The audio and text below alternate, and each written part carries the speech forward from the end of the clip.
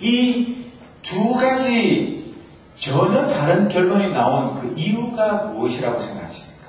한쪽 사람들은 보니까 다 좋은데, 땅도 좋고 뭐 다 살기 좋은데 도저히 우리가 싸워서 이길 수가 없으니까 빨리 후퇴해서 원래 우리의 노예 자리로 돌아갑시다, 그렇게 주장하고, 한쪽 사람은 충분히 싸워서 이길 수 있습니다. 아무리 자기들이 성을 쌓아놓고 우리를 무찌르기 위해서 만반의 준비를 하고 있고, 우리는 지형지물도 잘 모르고 전쟁도 해본 경험 없지만 충분히 싸워서 이길 수 있습니다, 그렇게 주장했는데, 우리가 순전히 인간적인 관점으로 생각하면 싸워서 질 테니까 빨리 도망치자, 그 이야기가 옳습니다.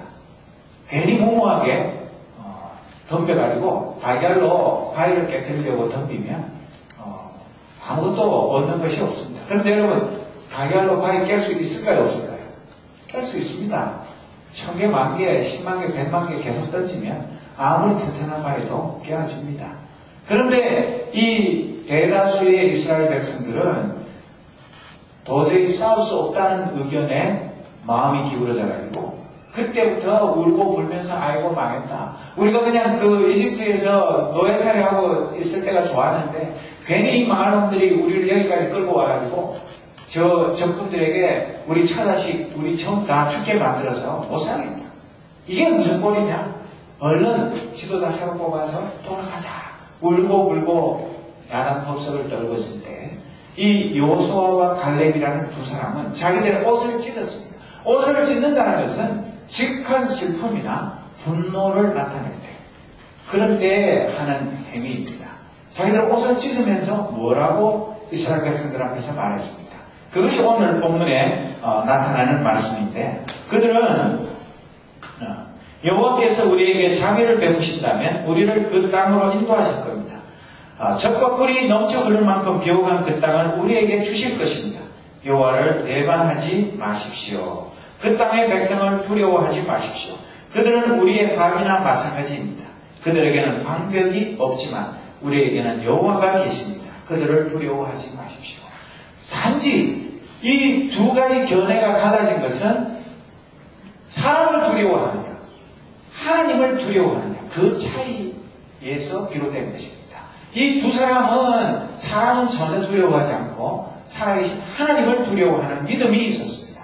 그러나 10명의 정탐꾼들은 하나님은 눈에 안 보이기 때문에 전혀 두렵지 않고 자기들 눈에 보이는 적은 너무나 무섭고 크게 보였기 때문에 도저히 싸울 수가 없다고 미리 겁을 먹고 항복을 선언한 것입니다. 여러분, 이것은 비단 주전 1445년에 이스라엘 백성들에게만 있었던 일이 아니라 21세기를 사는 저와 여러분이 날마다 부딪히는 문제입니다. 우리가 어떤 시각을 가지고 이 세상을 살아가느냐 하는 것이 날마다 우리의 선택에 따라서 달라지는 것입니다. 똑같은 일이 있어요. 앞에 있는 사람처럼 나는 망했다, 나는 도저히 싸울 수가 없다, 나에게는 이것은 불가능하다고 겁을 먹고 뒷걸음질 치는 사람이 있고, 하나님이 나와 함께 하시면 어떤 일이든 간에 해낼 수 있다, 이길 수 있다, 그런 자신감을 가지고 앞으로 전진하는 이 두 종류의 사람들이 지금도 이 세상에 있는 것입니다. 아니면 중간에서 눈치 보면서 어느 쪽이 다수인가, 어느 쪽에 더 많은 사람들이 줄을 서가지고 있는지 그것을 보면서 눈치 보는 사람들도 있을 수 있겠죠. 그러나 우리는 둘 중에 하나를 분명하게 선택해야 됩니다. 여러분, 그 구약 성경에도 보면 우리가 잘 아는, 교회 안 다니는 사람도 다 아는 다윗과 골리앗의 싸움이 있습니다. 여러분, 다윗과 골리앗은 도저히 이 신체적으로는 비교가 되지 않습니다. 다윗은 그때 소년이었고 골리앗은 그때 당시 최고의 전사, 월이었습니다. 도무지 뭐 키나 덩치나 모든 면에서 그냥 1대1로 싸워가지고는 1대10, 아마 1대50쯤 해도 다윗 50명하고 골리앗 1명하고 싸워도 그냥 물리적인 힘으로는 당할 재간이 없는 그런 상대가 되지 않는 싸움이었는데, 그런데 다윗은 어떻게 했습니까? 성경에 보면 골리앗이 그 많은 이스라엘 백성들 앞에서 큰 소리를 뻥뻥 쳤는데 오늘 내가 너희 이스라엘 군대를 이렇게 조롱하는데 나와 싸울 놈이 없단 말이냐. 사울과 이스라엘 사람들은 이 블레셋 사람의 말을 듣고 무서워서 벌벌 떨었다고 기록해놨습니다. 아마 오줌을 질금질금 싸면서 아이고 다 죽었구나 이렇게 숨기에 급급했습니다. 그런데 다윗의 말을 들어보십시오. 왕의 종인 저는 사자와 곰도 죽였습니다. 할례받지 않은 블레셋 사람인 골리앗도 제가 죽인 사자나 곰과 같은 꼴이 될 것입니다. 왜냐하면 골리앗은 살아계신 하나님의 군대를 욕했기 때문에 죽어야 합니다. 여호와께서는 나를 사자와 곰에게서 구해주셨습니다. 여호와께서는 나를 이 블레셋 사람으로부터도 구해주실 것입니다. 싸움은 꼭 덩치로 하는 건 아닙니다. 꼭 주먹의 힘으로 하는 것이 싸움이 아닙니다. 먼저 영적인 싸움, 정신적인 싸움이 앞서는 것입니다. 여러분들 권투 선수들 시합하기 전에 서로 눈 째려보면서 서로 그 눈싸움에서 이기는 사람이 진짜 링 위에서도 이기는 사람입니다. 그 시합하기 전에 미리 겁먹어가지고 눈을 내리 까는 사람은 절대 링 위에서 이길 수가 없습니다. 마찬가지로 우리의 이 영적인 전투에도 우리가 인간적으로 생각하면 내 IQ가 얼만데, 우리 집에 부모님 재산이 얼만데, 내가 키가 얼만데, 내가 가진 그 재능이 얼만데, 이런 인간적인 것만 생각하면 싸우기도 전에 난 루저가 되기 쉽습니다. 나는 루저야. 뭐 여러 가지 따져봐도 이게 답이 안 나와. 나는 그냥 끝났어.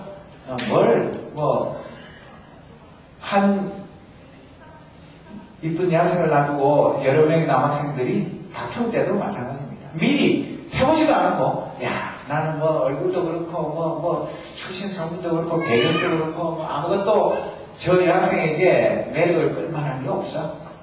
그렇게 생각하면 말도 한마디 꺼내보기도 전에 이미 자포자기를 하는 것 아닙니까? 그런데 그럴 필요가 전혀 없습니다.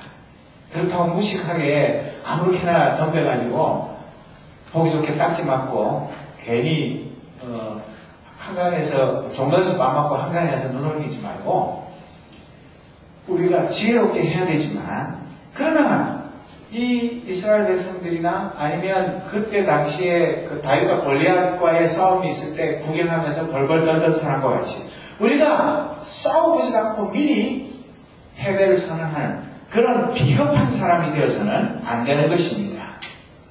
그래서 다윗은 자기가 내가 싸움을 잘해서 내가 그 골리앗과 싸워서 이길 수 있는 그런 힘이 있어서가 아니라 저 골리앗이라는 나쁜 놈은 하나님의 군대를 욕했기 때문에 하나님께서 나를 통해서 내가 평소에 양을 칠 때 내 양떼를 훔치러 온 사자나 곰을 끝까지 따라가서 죽였던 것처럼 우리 이스라엘, 하나님의 양떼인 이스라엘을 모욕하고 괴롭히는 저놈은 내가 사자와 곰을 죽이듯이 충분히 싸워서 죽일 수 있습니다. 그런 믿음이 다윗에게 있었던 것입니다. 그래서 실제로 싸워가지고 골리앗을 물리칠 수 있었던 것처럼 이 이스라엘 백성들도 마찬가지로 그 가나안 땅에 있는 수많은 적들을 향해서 나아가서 싸워보지도 않고 미리 겁먹고 울고불고 돌아가자고 아우성을 치는 그런 것은 아무런 도움이 되지 않고 실제로 자기들이 다시 그 이집트로 돌아가가지고 무슨 행복이 있고 무슨 기쁜 생활을 할 수가 있겠습니까? 그런데도 우리가 이 세상 살면서는 알면서도 미리 자포자기하고 겁먹는 그런 일들이 너무나 많은 것입니다. 사랑하는 젊은 청년 여러분, 정말 우리가 어느 쪽을 선택한다. 내가 어떤 시각을 가지고 어떤 비전을 가지고 이 세상을 살아가는가에 따라서 나의 일생이 결정될 뿐만 아니라 나와 함께한 다른 이웃들의 일생도 결정되는 것입니다. 이 이스라엘 백성들이 싸워보지도 않고 미리 절망했을 때 그들에게 돌아온 결과가 무엇인지는 성경이 잘 가르쳐 주는데 여러분들 한번 우리가 같이 살펴보도록 하겠습니다. 이것은 민수기 14장 29절에서 35절에 있는 말씀인데 한 절씩 돌아가면서 읽어보겠습니다. 제가 29절 읽고 여러분들이 30절 읽고 한 절씩 읽어보겠습니다. 어떤 결과가 초래되었는지 보십시오. 너희는 이 광야에서 죽을 것이다. 너희 가운데 20살 이상 된 사람으로서 인구조사를 할 때 그 수에 포함되었던 사람은 모두 죽을 것이다. 너희는 여호와인 나에게 불평했으니 30절 여러분들이 읽으십시오.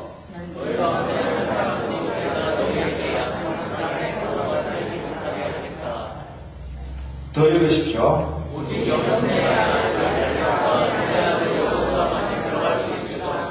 너희가 잡혀갈 것이라고 말한 너희 자녀는 내가 그 땅으로 인도할 것이다. 그들은 너희가 저버린 그 땅을 차지할 것이다. 그리고 너희는 이 광야에서 죽고 너희 자녀는 40년 동안 이 광야에서 떠돌아갈 것이다. 조금 더 읽으십시오.